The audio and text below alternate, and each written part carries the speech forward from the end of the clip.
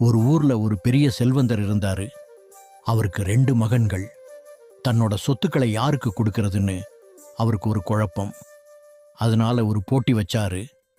2 பேருக்கும் தலா 100 ரூபாய் கொடுத்து, இந்த சின்ன அறைய முழுசா நிரப்புற மாதிரி ஏதாவது ஒரு பொருளை வாங்கிட்டு வாங்க அப்படின்னு சொன்னாரு.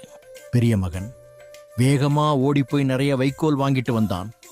ஆனா அந்த அறை முழுசா நிறையல. மூலை முடுக்குல கேப் இருந்துச்சு.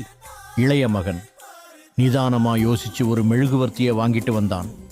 அதை ஏற்றி அறைக்கு நடுவுல வச்சான். அந்த சின்ன மெழுகுவர்த்தியோட ஒளி அந்த அறை முழுவதையும் ஒரு நிமிஷத்துல நிரப்பிருச்சு.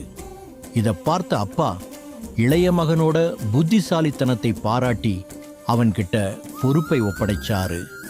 நீதி, பலம் அல்லது பணத்தை விட சரியான நேரத்தில் பயன்படுத்தும் புத்திசாலித்தனம்தான் மிக பெரிய வெற்றியை தரும்.